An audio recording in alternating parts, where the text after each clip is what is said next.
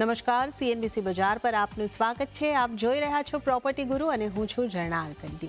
તો પ્રોપર્ટી ગુરુના આ એપિસોડમાં આપણે રિયલ એસ્ટેટના આવનારા 10 વર્ષ સુધીના ગ્રોથની વાત કરવાના છે. જી હા, એક નાઇટ ફ્રેન્ક અને સીઆઈઆઈનો એક ખાસ રિપોર્ટ બહાર પાડવામાં આવ્યો છે અને આ રિપોર્ટ મુજબ આવનારા 10 વર્ષ એટલે કે 2024થી 2034 સુધી રિયલ એસ્ટેટની અંદર તેજી યથાવત રહી શકે છે. સારું ગ્રોથ આપણે જોવાના છે. કેટલો ગ્રોથ, ક્યાંથી વધારે આશાઓ, આ તમામ અંગે આજે આપણે ડિટેલની અંદર ચર્ચા કરવાના છે. અને આ ચર્ચા કરવા માટે આપણી સાથે જોડાઈ રહ્યા છે नाइट फ्रैंक ना डायरेक्टर रिसर्च विवेक राठी. विवेक जी, और एक बार आपका स्वागत है सीएनबीसी बाजार पर प्रोपर्टी गुरु शो में. और जैसे कि मैंने बताया कि Indian real estate decade from now, ये आपका रिपोर्ट है जहां पर 2034 तक ग्रोथ पाथ है जो आपने यहाँ पे रियल एस्टेट का बताया है. सबसे पहले शुरुआत में यहाँ से करना चाहूँगी कि 10 साल में रियल एस्टेट की ग्रोथ की तो हम बात करने वाले हैं इस रिपोर्ट में जो आपने बताया है, पर इकोनॉमी से शुरुआत करते हैं क्योंकि इकोनॉमी बढ़ती है और तभी सारे सेक्टर का भी हम ग्रोथ देखते हैं.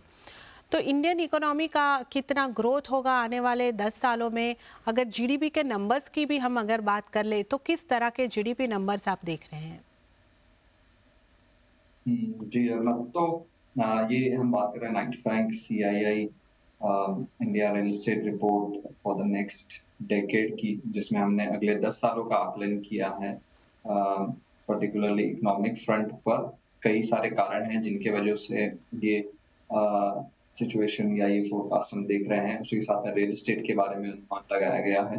इकोनॉमी के बारे में अगर बात करें तो अभी जैसे इंडियन इकोनॉमी की साइज करीब $3.5 ट्रिलियन डॉलर्स की इकोनॉमी है, जिसे हम देख रहे हैं अगले 10 सालों में करीब $10 ट्रिलियन की इकोनॉमी हो जाएगी. कई सारे कारण हैं और इसी के साथ में गवर्नमेंट के और दूसरे कई एजेंसीज के अलग एस्टिमेट्स होते हैं. जिस हमने 3 सिनेरियो पे इसे रन करके ये एस्टिमेट रखा है.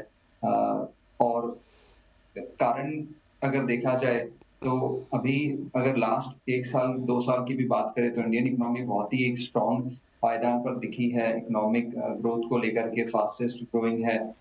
अगले 10 सालों में भी ये सिलसिला जारी रहने का अनुमान है.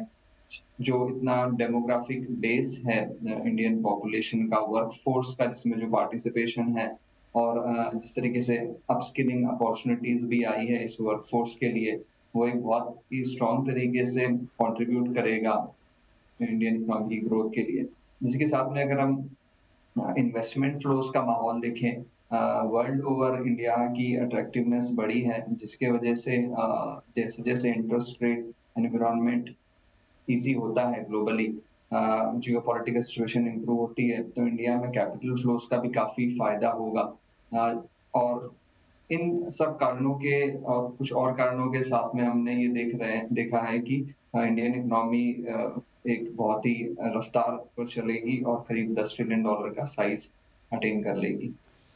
ओके, तो $10 ટ્રિલિયન કે તેની ઉપરનું આપણે ઇન્ડિયન ઇકોનોમીને આગળ વધતી જોઈ શકીએ છીએ અને આ જીડીપીના આંકડા પણ આપણે અહીંયા આગળથી ચોક્કસપણે સુધરતા જોઈ રહ્યા છે. તો અર્થતંત્રની અંદર આપણે જે રીતે જોઈ રહ્યા છે, પાછલા વર્ષોની અંદર પણ આપણે સુધારો થયો છે અને આ જ રીતનો રોબસ્ટ ગ્રોથ આપણે ઇકોનોમીની અંદર, ઇન્ડિયન ઇકોનોમીની અંદર આવતો જોઈ રહ્યા છે. તો रियल एस्टेट ऊपर પણ એની इम्पैक्ट રહેશે. तो विवेक जी, अब आगे यही समझना था कि आने वाले 10 सालों में रियल एस्टेट का कैसा ग्रोथ आप देख रहे हैं? कितने घरों की डिमांड यहाँ से आएगी? किस तरीके के फाइंडिंग्स हैं आपके? तो इसमें ऐसा है कि जो रियल एस्टेट सेक्टर का आउटपुट है, उसमें हमने ये देखा है कि करीब करीब अभी करीब 470 बिलियन यूएस डॉलर्स का आउटपुट है रियल एस्टेट सेक्टर का, जिसे हम करीब $0.5 ट्रिलियन, जिसे हम अनुमान लगाकर देख रहे हैं अगले 10 सालों में करीब $1.5 ट्रिलियन का ये पहुंच जाएगा. इसके क्या मायने हैं? तो जहां पर करीब 7-7.5% का जो शेयर है रियल एस्टेट का, वो बढ़कर के करीब 10% हो जाएगा अगले 10 सालों में. बहुत सारे सेक्टर्स हैं रियल एस्टेट में जो लास्ट अगर 3 सालों में अगर हम देखें तो बहुत ही अच्छे सुधार वो दर्शा रहे हैं, चाहे वो हाउसिंग सेक्टर हो, कमर्शियल ऑफिस स्पेस हो, वेयर हाउसिंग हो, रिटेल हो। पहला जो मुख्य कारण हमेशा से रहा है वो है इंडिया में जो शॉर्टेज रही है हाउसिंग की और दूसरे सेगमेंट्स की भी, वो एक बहुत लंबा रनवे प्रोवाइड करते हैं इंडियन मार्केट्स को ग्रोथ के लिए। इसी के मद्देनज़र अगर हम आंकड़ों की बात करें, तो हमारा जो पोटेंशियल रिक्वायरमेंट है, जिसे हम अगले 10 सालों में बनते हुए देख रहे हैं, वो करीब सात साढ़े 6 से 7 करोड़ मकानों की हम बात कर रहे हैं। ये बहुत ही बड़े आंकड़े हैं, क्योंकि मार्केट जो अभी करता है, वो बहुत ही एक करीब 8 से 10 लाख अपार्टमेंट्स की सालाना बिक्री या कंस्ट्रक्शन होती है। देश भर में। लेकिन अगर हम जो रिक्वायरमेंट की बात करते हैं और इसी के साथ में जो पोटेंशियल है ग्रोथ करने का उसको होता हुआ देखते हैं, तो रिक्वायरमेंट की साइज़ बहुत बड़ी है। तो अगर अगले 10 सालों में Indian real estate $1.5 trillion dollar का हो जाता है, तो उसमें सबसे बड़ा पोर्शन हाउसिंग सेक्टर का होगा, जहाँ पर हम करीब $1 ट्रिलियन डॉलर का शेयर देख रहे हैं हाउसिंग सेक्टर का। और उसके बाद में commercial office space, warehousing, retail spaces इस तरीके के कंट्रीब्यूशन करते हुए दिख रहे हैं। ઓકે, તો અહીંયા આગળથી આપણે જે રીતે વાત કરી રહ્યા છે કે ઘરોની ડિમાન્ડ આવનારા 10 વર્ષની અંદર જંગી વધતી આપણને દેખાઈ શકે છે. જે રીતે અહીંયા આગળથી વિવેકજી આપણને સમજાવ્યું, અત્યારે વર્ષની અંદર લાખોની અંદર આંકડા છે અને 10 વર્ષમાં આપણે જે જોઈ રહ્યા છે એ જે છે 7 કરોડથી ઉપર ઘરોની માંગ અહીંયા આગળથી આવી રહી છે. તો આ જ બતાવે છે કે રેસિડેન્શિયલનો કેટલો ગ્રોથ અહીંયા આગળથી થઈ રહ્યો છે. तो विवेक जी, ये सब हम वेयर हाउसिंग ऑफिस वगैरह की भी बातें करेंगे, पर जिस तरीके की ये डिमांड के नंबर्स हमें दिख रहे हैं, तो ये ग्रोथ का ड्राइवर रेसिडेंशियल मार्केट ही रहेगा, ऐसे समझ सकते हैं?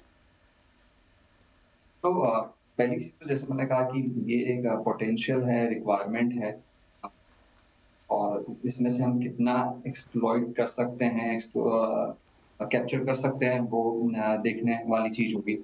मुख्य कारण तो इसका हाउसिंग ही होगा और अगर हम आज की भी बात करें तो करीब 3 करोड़ मकानों की हाउसिंग शॉर्टेज चल रही है देश में, कई सालों से चल रही है। जैसे-जैसे कई सारे फैक्टर्स हैं जो सपोर्टिव हो जाते हैं हाउसिंग कंज्यूमर के, तब वो सेल्स में ट्रांसलेट करती है।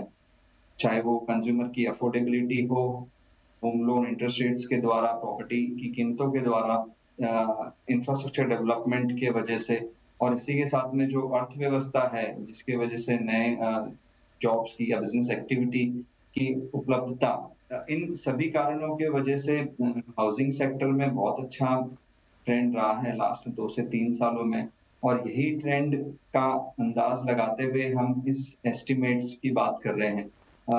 एक जो बात है वो ज़रूर ये है कि भई अभी जो मिड और प्रीमियम सेगमेंट्स है, उनका बहुत अच्छा परफ़ॉर्मेंस रहा है सेल्स में, प्राइसिंग में जो अगले 2-3 सालों में तो हम देख रहे हैं, लेकिन इसके आगे चलते हुए हम देख रहे हैं कि लोअर सेगमेंट में बहुत सारे गवर्नमेंट की तरफ से और प्राइवेट सेक्टर की तरफ से भी इंटरवेंशंस होंगे, जिसकी वजह से जो लोअर सेगमेंट है, वहाँ पर से बहुत बड़ा कंट्रीब्यूशन आते हुए देखें। ओके, यही मेरा क्वेश्चन भी था कि इसमें भी आपके इस रिपोर्ट में भी एक सेग्रीगेशन है इनकम के हिसाब से, तो किस तरीके का वहाँ पे आपके फाइंडिंग्स हैं? जो मिडल इनकम सेगमेंट है देश में आयु के हिसाब से, वहाँ पर एक बहुत स्ट्रॉन्ग ग्रोथ की हम बात कर रहे हैं, करीब 60 से 65% इस सेगमेंट में होंगे कंज्यूमर्स, जिसके वजह से ये लोअर एंड मिड सेगमेंट में काफ़ी उछाल देख रहे हैं, कंट्रीब्यूशन देख रहे हैं सेल्स को लेकर के। ઓકે, તો અહીંયા આગળથી આપણે લોઅર ઇન્કમ અને મિડલ ઇન્કમવાળા ગ્રુપ જે છે ત્યાંથી ઘરોની ખરીદારીની માંગ जो છે વધારે આવતી ચોક્કસપણે જોઈ શકીશું. विवेक जी, अब आगे बढ़ते हैं और कमर्शियल रियल एस्टेट की भी अगर हम बात कर ले, तो कमर्शियल रियल एस्टेट के लिए आने वाले 10 साल आप कैसे देख रहे हैं? वहाँ पे कैसी ग्रोथ बन सकती है और वहाँ पे ड्राइवर्स कौन रहेंगे? Commercial real estate demand directly related रहती है अर्थव्यवस्था में क्या हो रहा है उसके ऊपर। जैसे मैंने बताया कि ऑलरेडी हम एक फास्टेस्ट ग्रोइंग इकोनॉमी है वर्ल्ड में, अगले 10 सालों के लिए एस्टिमेट्स हैं भी स्ट्रॉन्ग हैं। अ, इसी के मद्देनज़र जो कमर्शियल स्पेस है, ऑफ़िस स्पेस है, उसमें हम ग्रोथ देख रहे हैं। अ, कई सारे रीज़न्स होंगे। लेटेस्ट ट्रेंड्स में ये देखा गया है कि जो भारतीय कंज़म्पशन जो है, इंडिया उसके वजह से जो होने वाली डिमांड वो बहुत स्ट्रॉन्ग रही है। इंडिया फेसिंग बिज़नेसेस जिसे हम कहते हैं, करीब 1/3 शेयर इन टाइप के बिज़नेसेस का है ऑफ़िस स्पेस डिमांड को लेकर के। इसी के साथ में जो अ, टेक बैक्ड जो जीसीसी एक्टिविटी है, जिसके हम ऑफशोरिंग के हिसाब से भी ऑल्सो आइडेंटिफ़ाई करते हैं। उनमें भी बहुत अच्छा एक ट्रेंड दिखा है, हम जिसका हम अंदाज़ लगा रहे हैं कि ये चलते रहेगा, क्योंकि जो इंडिया के कमर्शियल ऑफ़िस स्पेस के की फैक्टर्स हैं, चाहे वो टैलेंट अवेलेबिलिटी हो, हाई स्किल्ड टैलेंट की, या फिर है जो कॉस्ट है, जो अभी भी टैलेंट कॉस्ट बहुत रिलेटिवली अफोर्डेबल है, जो क्लाइंट मार्केट्स है यूएस, यूरोप में उनके कंपैरिज़न में। और इसके साथ में कमर्शियल ऑफ़िस स्पेस की जो कॉस्ट है, जो आज से 1 डिकेड पहले करीब 1 यूएस डॉलर स्क्वायर फीट के हिसाब से चलता था, वो आज भी 1 यूएस डॉलर स्क्वायर फीट के हिसाब से चलता है, करेंसी में जो ट्रेंड्स रहे हैं उसके मद्देनज़र। सो इन कारणों की वजह से कमर्शियल ऑफ़िस स्पेस में एक बहुत स्ट्रॉन्ग डिमांड ट्रेंड हम देख रहे हैं। ઓકે, તો કમર્શિયલ ઓફિસ સ્પેસની માટે પણ અહીંયા આગળથી એક સારી ડિમાન્ડ અને ગ્રોથ આપણે અહીંયા આગળથી જોઈ રહ્યા છે. ઘણા બધા કારણો છે, ઇકોનોમી છે, આઈટીનું ડેવલપમેન્ટ છે અને બીજા સેક્ટરના ડેવલપમેન્ટથી પણ આપણે અહીંયા આગળથી आ ग्रोथ आवतो જોઈ રહ્યા છે.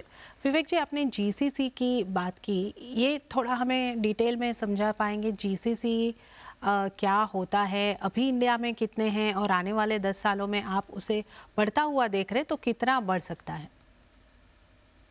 अ, देखिए, जो जीसीसी का प्रीमाइस है, वो प्रीमाइस तो आउटसोर्सिंग या ऑफशोरिंग वाला प्रीमाइस है, जो काम बेहतर तरीके से लोअर कॉस्ट पे किया जा सकता है डेवलप्ड मार्केट से, वो काम डेवलपिंग मार्केट्स इंडिया जैसे वहाँ पे शिफ्ट होने का ट्रेंड रहा है काफ़ी समय से। इसमें ख़ास बात ये देखी गई कि लास्ट कुछ सालों में जो वैल्यू ऐड है, उसके बेंचमार्क्स बढ़े हैं इंडिया टाइप के मार्केट्स की डिलीवरी में।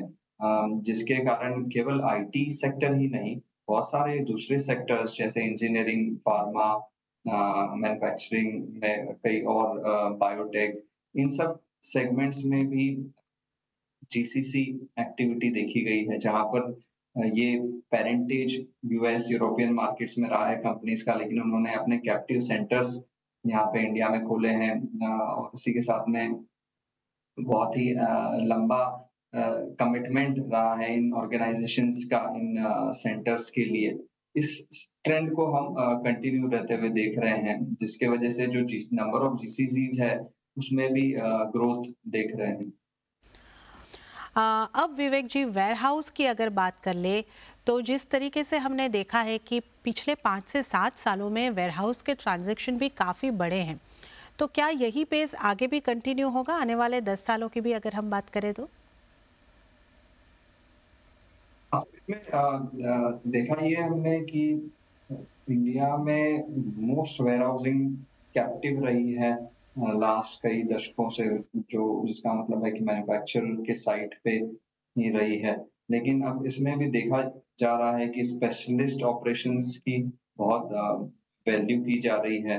अ, और इसी के लिए स्टोरेज स्पेस जो है, वेयरहाउस डेवलपमेंट है, उसकी एक्टिविटी बढ़ी है। इसी के साथ में 3PL सेक्टर जो है, स्पेशलिस्ट लॉजिस्टिक सर्विस प्रोवाइडर्स, उनकी भी एक्टिविटी बहुत बढ़ी है। तो करीब समझ लीजिए 40-45 मिलियन स्क्वायर फीट का सालाना ट्रेंड है, लेवल है वेयरहाउसिंग सेक्टर में, जिसे हम देख रहे हैं, जो करीब 110-115 मिलियन स्क्वायर फीट का सालाना मार्केट हो जाएगा अगले 10 सालों में। कई कारण हैं, मुख्य कारण ये है कि जो बढ़ता हुआ कंज़म्पशन का ट्रेंड है, अ, व उन सुधार आती हुई अर्थव्यवस्था की वजह से वो जारी रहेगा। इसी के साथ में मैन्युफैक्चरिंग सेक्टर है, वो बहुत ही एक्टिव रहा है। हमने लास्ट कुछ सालों में देखा है ट्रेंड, जहाँ पर मैन्युफैक्चरिंग सेक्टर का शेयर बढ़ा है वेयरहाउसिंग एक्टिविटी में। उसको अनुमान ये लगाते हैं कि वो बढ़ता हुआ रहेगा। गवर्नमेंट के ज़रूर कुछ टारगेट्स रहे थे कुछ सालों में वेयर हाउसिंग सेक्टर के शेयर को बढ़ाने को लेकर के, जिसमें थोड़ा स्लो रहा है जो टारगेट अचीवमेंट है, लेकिन इसके बावजूद भी आने वाले समय में उसे सुधरते हुए देख रहे हैं आज के कंपैरिजन से।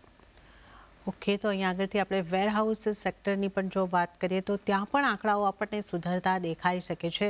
તો વિવેકજી, जैसे हमने यहाँ पे रेसिडेंशियल की बात की, कमर्शियल की बात की और वेयरहाउस की भी हमने बात की, हर तरफ से ग्रोथ तो आ ही रहा है. रेसिडेंशियल में हम ज़्यादा ग्रोथ देख रहे हैं, पर अब बेहद ज़रूरी जो होगा वो है इन्वेस्टमेंट. तो इन्वेस्टमेंट किस तरीके से आता हुआ आप देख रहे हैं? आपने हमारी चर्चा की शुरुआत में भी कहा था कि इंडिया के तरफ लोगों का रुझान बढ़ रहा है, तो इक्विटी थ्रू भी इन्वेस्टमेंट आ सकता है. तो इंस्टीट्यूशनल इन्वेस्टमेंट का ट्रेंड नज़र आ रहा है। अगर हम प्राइवेट इक्विटी स्पेस की बात करें तो लार्जली 85-90% ऐसा बाहर से आता है इंडियन मार्केट्स में। जनरली इंडियन इकोनॉमी की बात करें तो कैपिटल के हिसाब से हम एक एफिशिएंट कंट्री रहे हैं, तो मोस्ट इन्वेस्टमेंट्स कुछ कई सेगमेंट्स में बाहर से आता है। कैपिटल फ्लोस के लिए डिपेंडेंस बहुत होती है। करीब 4-4.5 बिलियन डॉलर्स का सालाना पीई फ्लोस आ रहा है। जैसे-जैसे ये एक्टिविटी लेवल्स है रियल एस्टेट सेक्टर में पर्टिकुलरली कमर्शियल स्पेसेस में बढ़ते हैं, तो इसी के साथ में आपका जो प्राइवेट इक्विटी इन्वेस्टमेंट्स है उसका स्केल भी हम बढ़कर करीब 3 से 4 गुना होता हुआ देख रहे हैं अगले 10 सालों में। अगर लास्ट 2 सालों की बात करें तो ज़रूर कुछ हद तक मंदी रही है इस माहौल में। जैसे-जैसे इंटरेस्ट रेट्स बढ़ी है यूएस यूरोपियन मार्केट्स में, और इसी के साथ में बहुत सारे जियोपॉलिटिकल चैलेंजेस भी आए, जिसकी वजह से ये देखा गया कि ग्लोबली कैपिटल फ्लोज में थोड़ी कमी आई थी, जो इंडिया मार्केट्स में भी रिफ्लेक्ट की। लेकिन अगले कुछ सालों में इसे हम फिर से सुधार होते हुए देख रहे हैं जैसे-जैसे इंटरेस्ट रेट्स कम होती है ग्लोबली. ઓકે, તો આપણે અહીંયા આગળથી ફંડિંગની પણ જે અહીંયા આગળથી ખાસ આપણે વાત કરી કે જે ઇન્વેસ્ટમેન્ટ છે રિયલ એસ્ટેટમાં, એમાં પણ આપણે સુધારો થતો જોઈ શકીએ છીએ. विवेक जी, अब एक चीज़ आपसे समझ रही थी. आपके इस रिपोर्ट में एक लिस्ट दी गई है कि जिसमें फास्टेस्ट ग्रोइंग सिटीज़ की टॉप 10 सिटीज़ का उल्लेख किया गया है. इसमें गुजरात के 2 सिटी है, तो मैं वहाँ पे जानना चाहूँगी. सूरत नंबर 1 पे फास्टेस्ट ग्रोइंग बताया गया है और एक राजकोट भी है. तो सूरत पहले नंबर पे फास्टेस्ट ग्रोइंग आप देख रहे हैं, इसके क्या रीजंस आप देख रहे हैं? ये कुछ गवर्नमेंट के और कुछ इंस्टीट्यूशंस के स्टडीज है जिसके बेसिस पे हमने जैसे हमने ग्लोबल लेवल पे इंडियन लेवल पे इंडियन इकोनॉमी के ट्रेंड की बात की, वैसे ही कुछ सिटीज की बात है जहाँ पे हमने ये देखा है कि बड़े शहरों के अलावा छोटे शहर भी जो है टियर 2 टियर 3 मार्केट्स है, उसमें आंकलन बहुत स्ट्रॉन्ग है। सूरत, राजकोट और इस तरीके से कई और टियर 2 टियर 3 मार्केट्स है जहाँ पर ये देखा गया है कि उनकी ग्रोथ रेट कई बड़े मार्केट से ज़्यादा रहेगी। कुछ तो बेस लेवल कम है जिसकी वजह से ये आकलन किया गया है। इसी के साथ में सूरत जैसे मार्केट में जहाँ पर ट्रेंड्स बहुत स्ट्रॉन्ग रहे हैं कुछ सेक्टर्स को लेकर के, जैसे टेक्सटाइल सेक्टर में, डायमंड सेक्टर में, और इसी तरीके की एक्टिविटीज़ की वजह से इन मार्केट्स को आगे बढ़ते हुए देखा गया. તો આપણે જે રીતે અહીં આગળથી વાત કરી છે કે જે ફાસ્ટેસ્ટ ગ્રોવિંગ શહેરો છે એની યાદીની અંદર સુરત પહેલા સ્થાને છે અને આ 10ની યાદીમાં 5મા નંબર પર કે 7મા નંબર પર રાજકોટનો પણ અહીં આગળથી સમાવેશ થયો છે. તો આની પણ આપણે ખાસ ચર્ચા કરી છે. और विवेक जी, अब आखिरी में अगर हम इस रिपोर्ट के बहुत सारे मुद्दे हमने चर्चा की है, पर कोई ऐसा है जो आपके हिसाब से अभी इसके ऊपर हमें बात करनी चाहिए? कुछ फाइंडिंग्स ऐसे हैं जो अगर चर्चा में नहीं आए हैं और आप इसे हाईलाइट करना चाहते हैं? तो ये ज़रूर मैं हाईलाइट करना चाहूँगा कि इस रिपोर्ट के जो नंबर हैं बहुत ही एक बड़ा पोटेंशियल दर्शाते हैं. कई सारे कारण हैं जो इंडिया में अंडरसर्व्ड रहे हैं मार्केट्स अधिकतर प्रोडक्ट सेगमेंट्स में. इसी के साथ में वो एक रनवे प्रोवाइड ज़रूर करता है इंडियन मार्केट्स को. लेकिन इसी के साथ में जो लास्ट कुछ सालों का ट्रेंड रहा है, जो ऑप्टिमिज्म रहा है कंज्यूमर्स की तरफ से गवर्नमेंट की पॉलिसीज को लेकर के प्लस वेल्थ क्रिएशन को लेकर के, ये एक बहुत बड़ा रोल प्ले करेगा। और तो इसलिए अगर स्टेबिलिटी रहती है पॉलिटिकल सिस्टम में, क्लैरिटी रहती है पॉलिसी की, तो इंडियन इन्वेस्टर्स, कंज्यूमर्स और उसके साथ में ग्लोबल इन्वेस्टर्स भी बहुत इच्छुक दिखे हैं पार्टिसिपेट करने के लिए। तो उसी के मद्देनज़र ये जो रिक्वायरमेंट के नंबर्स हैं, ये आज के मार्केट स्केल से बहुत हाई है, लेकिन निश्चिंत ही ये अचीव किए जा सकते हैं। ઓકે, તો આવનારા 10 વર્ષોના ગ્રોથની આપણે વાત કરી છે અને ગ્રોથની જ્યારે આપણે અહીં આગળથી આશા રાખી રહ્યા છે તો એ જ પોલિસીની અંદર કન્ટિન્યુટી હોય અને સ્થિરતા જે આપણે કહીએ છીએ, રાજકીય સ્થિરતાનું પણ એક ખાસ મહત્ત્વ અહીં આગળથી રહેલું હોય છે. અને હવે આપણે ચૂંટણીના વર્ષમાં છે તો આ બધા ઉપર પણ ખાસ ફોકસ રાખવાનો રહેશે. પણ આવનારા 10 વર્ષ रियल एस्टेट માટે અને ભારતીય ઇકોનોમી માટે આપણે ખૂબ सारा જોઈ રહ્યા છે. ત્યારે જ विवेक जी, आपका बहुत बहुत धन्यवाद. आप इस शो पर हमारे साथ जुड़े और हमारे साथ इस चर्चा में हिस्सा लिया. आपका धन्यवाद. તો આ સાથે જ પ્રોપર્ટી ગુરુના આ એપિસોડમાં આટલું જ, પરંતુ આપને ફરી એક વખત યાદ કરાવી દઉં કે આપના પ્રોપર્ટીના ખરીદ વેચાણને લગતા કોઈ લીગલ કે અન્ય કોઈ પણ પ્રશ્ન હોય અમને ઈમેલ કરો. અમારું ઈમેલ એડ્રેસ છે propertyguru@nw18.com.